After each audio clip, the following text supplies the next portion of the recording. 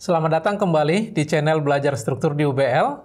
Kita masih dengan pembelajaran struktur baja dengan topik batang tekan.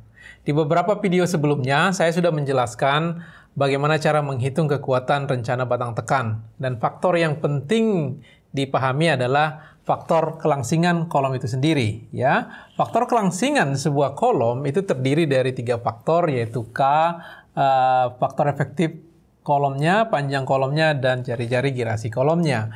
Kali ini saya akan berbicara lebih detail tentang nilai K pada kolom. Ya. Faktor panjang efektif kolom itu dipengaruhi oleh jenis perletakan kolomnya. Apakah dia perletakan sendi, jepit, roll, dan kombinasi dari jenis-jenis perletakan tersebut. Untuk masing-masing jenis perletakan, saya sudah mendiskusikan berapa nilai K-nya, misalkan perletakannya sendi-sendi. Ya, sendi-sendi kita ambil nilai faktor panjang efektifnya 1. Dan untuk jepit-jepit, misalkan kita menggunakan nilai yang lebih kecil. Kalau secara teori 0,5, dalam desain kita menggunakan 0,65. Ya. Nah, sekarang permasalahannya adalah tidak semua jenis kolom yang kita jumpai di kondisi kenyataannya di lapangan itu adalah kolom yang diisolasi tersendiri, yang misalkan di contoh-contoh soal yang sudah saya bahas itu adalah single kolom yang sudah diisolasi, dikasih tahu informasinya perletakan di atas apa, apakah sendi atau jepit, di bawah juga disebutkan perletakannya sudah tertentu seperti soal-soal sebelumnya. Dan juga kalaupun tidak dikasih tahu dengan memperlihatkan gambarnya, misalkan ketika saya berbicara tentang sokongan lateral, itu ada sambungan baut yang hanya di badannya saja. Itu bisa kita dekati dengan perletakan sendi. Dan di bawahnya misalkan dipasang di seluruh X dan Y-nya baut, berarti dia perletakannya jepit. Ya, itu cukup sederhana dan bisa digunakan untuk menghitung kuat faktor kelangsingan pada kolomnya. Namun, sebenarnya itu adalah idealisasi dari sebuah perletakan kolom. Pada kenyataannya, kita harus menghitung nilai K itu berdasarkan kekakuan yang ada di balok dan kolomnya. Contohnya misalkan seperti di bangunan yang saya perlihatkan di sebelah kanan saya ini. Ya, ini adalah sebuah portal baja. Misalkan sebuah portal baja ini dikasih beban-beban vertikal, beban-beban gravitasi seperti beban mati atau beban hidup. Selain itu juga portal ini memikul beban lateral. Jadi dia bisa bergerak ke kiri atau ke kanan tergantung arah beban lateralnya.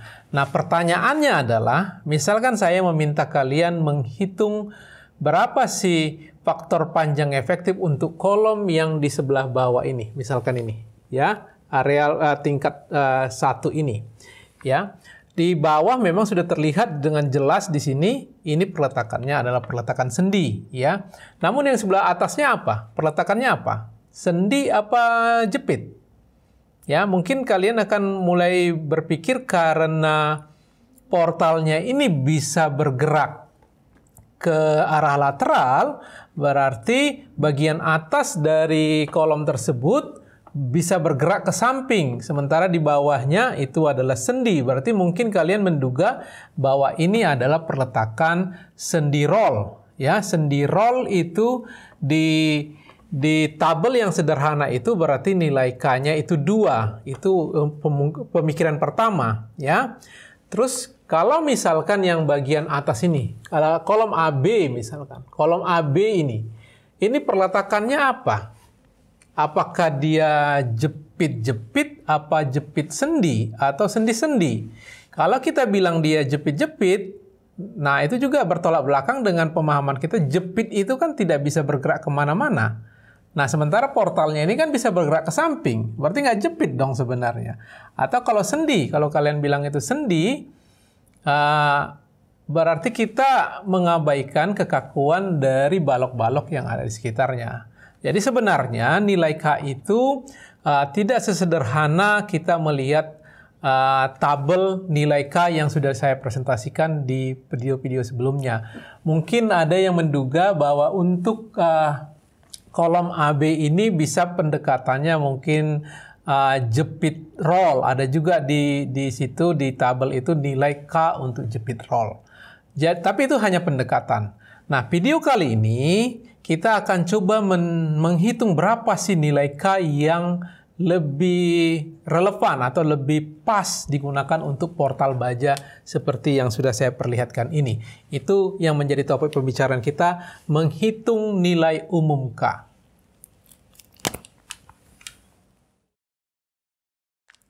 Bagaimana cara menghitung nilai umum K? Saya ingin kalian memperhatikan ilustrasi berikut ini. Ibaratkan kita mengisolasi sebuah kolom, ya, katakan ini kolomnya. Ya, saya gambarkan di sini kolomnya. Ya, ini sebuah kolom. Ya, ini garis level baloknya. Ya, ini baloknya. Ini juga baloknya. Ini level atas, misalkan. Ini level bawahnya. Ya. Coba kalian perhatikan di titik kumpul yang ini. Ini sengaja saya gambar menggunakan garis yang lebih tebal. Itu menginformasikan ukuran kolom yang lebih besar, ya, significantly larger, lebih daripada baloknya. Jadi kalau baloknya ini sengaja saya gambarkan menggunakan garis yang tipis, berarti balok ini jauh lebih kecil dibandingkan dengan kolomnya, ya. Sekarang kita hendak menghitung faktor panjang efektif kolom ini, ya, menggunakan pendekatan yang akan kita diskusikan. Nah, kira-kira menurut kalian, kalau kolomnya ini cukup kaku, besar, jauh melebihi besarnya balok, titik kumpul ini kira-kira menurut kalian cenderung kemana? Cenderung ke jepit atau cenderung ke sendi? Ya, ini akan cenderung ke sendi. Kenapa demikian? Itu karena balok ini tidak cukup kuat mengekang kolomnya yang besar. Sehingga titik kumpul ini itu akan bebas bergerak seperti sendi. Ya, jadi ini akan lebih cenderung kepada sendi juga. Ya, jadi nanti ketika menghitung nilai K-nya yang akan saya jelaskan kemudian, ini nanti nilai K-nya itu akan mendekati nilai K sendi yang sudah kita ketahui sebelumnya, idealisasinya di perhitungan sebelumnya menggunakan tabel sederhana kemarin, ya. Nah, sekarang itu ekstrim satu, ekstrim yang kiri kalau kita bisa katakan. Nah, ekstrim yang kanan misalkan begini. Misalkan kolomnya yang sekarang yang lebih kuat, jauh lebih kuat, significantly larger than the column. Misalkan ini. Ini balok lantai atasnya dan ini balok lantai bawahnya. Dan saya gambarkan di sini adalah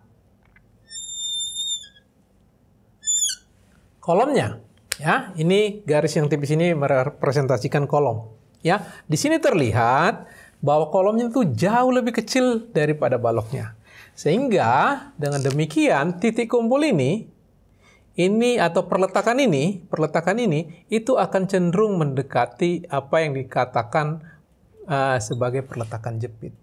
Di sini juga demikian.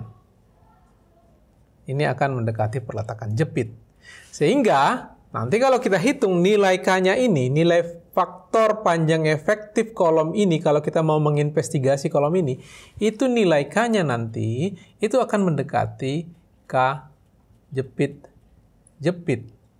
Mendekati saya bilang, ya, bukan persis seperti jepit-jepit. Tapi mendekati, lebih cenderung mendekati nilai K jepit-jepit yang ada di tabel itu yang nilainya 0,65. Ini akan cenderung mendekati sendi-sendi yang nilainya 1. Ya, nah itu dia. Jadi ini adalah suatu ekstrem kiri dan ekstrem kanan. Nah, pada portal baja secara umum nilainya itu akan bervariasi dari ekstrem kiri dengan ekstrem kanan tergantung rasio antara kekakuan yang ada di balok dibandingkan dengan yang ada di kolom. Jadi yang di sini kalau ini kasusnya jepit-jepit, ini berarti kekakuan balok jauh melebihi kekakuan kolom di kasus ini. Ini kasus yang pertama. Yang di sebelah sini, kekakuan balok jauh lebih kecil dari kekakuan kolom.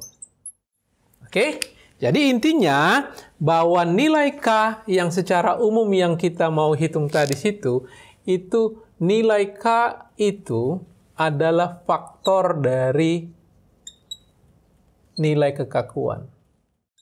Ya, nilai kekakuan dihitung dari mekanika bahan. Kita tahu bahwa nilai kekakuan itu terdiri dari 3 faktor yang mempengaruhinya.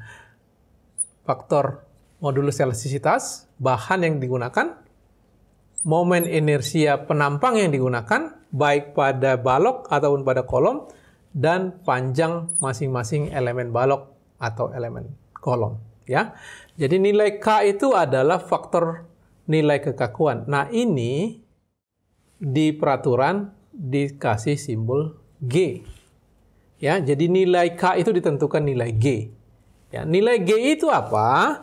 Nilai G itu adalah perbandingan kekakuan yang ada di balok, kekakuan yang ada di kolom dibandingkan dengan kekakuan yang ada di balok. Ya, jadi kalau kita input nilai kekakuan itu tadi adalah rasio EI dibandingkan L, jadi artinya ini E dari kolom dikalikan dengan momen inersia kolom dibagikan dengan panjang kolomnya. Ya, ini C adalah kolom di sini dibagikan dengan momen modulus elastisitas balok dikalikan dengan momen inersia balok dibagikan dengan panjang balok itu sendiri. Ngomong-ngomong, di peraturan ini menggunakan simbol G sebenarnya. Datang dari kata girder. Ya, kalau di Indonesia diterjemahkan sebagai balok, balok induk lebih tepatnya. Ya. Sehingga kalau kita lihat di sini, kalau misalkan baja yang digunakan untuk kolom dan balok itu sama dan kemungkinan besar sama, ini bisa kita sederhanakan persamaannya menjadi nilai G yang kita peroleh adalah IC per LC dibagikan dengan IB dibagi LB. Nah, tentunya di satu pertemuan seperti begini ada beberapa balok yang yang bertemu dan kolom juga bisa aja kolom atas dan kolom bawah, sehingga kita harus mempertimbangkan semua balok yang berkumpul di situ. Di sini harus kita pertimbangkan penjumlahan semua kolom-kolom di satu titik dan penjumlahan semua balok-balok yang ada di satu titik. Ini akan ada tanda summation, ya. Nah, bagaimana kita sudah tahu nih, sudah saya jelaskan bahwa K ini faktor panjang efektif kolom itu akan dipengaruhi oleh nilai G. Ya, G itu apa? Rasio kekakuan pada kolom dibagikan dengan kekakuan pada balok. Ada hubungan linear antara K dengan G. Bagaimana nilai mendapatkannya? Di video berikutnya akan saya jelaskan cara mendapatkan nilai K sebagai fungsi G, tapi secara sederhana saya akan mendiskusikan cara mendapatkannya seperti berikut ini. Jadi kita akan memiliki nanti tiga grafik atau chart yang dipasang secara bersampingan seperti begini, ya. Ya. Chart yang pertama itu adalah nilai G salah satu titik kumpul. Katakan ini titik kumpul A. Ya. Chart yang sebelah kiri. Sebelah kanan adalah nilai G untuk titik kumpul lainnya. Katakan ini titik kumpul B. Nah, chart yang tengah ini itu adalah nilai K.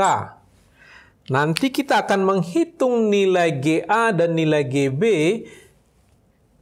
di titik atas dan titik bawah. Katakan nilainya di sini nilainya, dan yang B nilainya di sini. Lalu kita hubungkan kedua titik tersebut, dan di mana garis tersebut bertemu di chart yang K, itulah nilai K-nya yang mau kita cari. Ya, bagaimana secara detail mendapatkan nilai K itu akan kita bahas di video pembelajaran selanjutnya. Mudah-mudahan konsep menghitung nilai umum K ini bisa dipahami. Kalau belum paham, silahkan di komen di bagian komentar. Nanti akan saya coba jawab pertanyaannya. Terima kasih buat perhatiannya.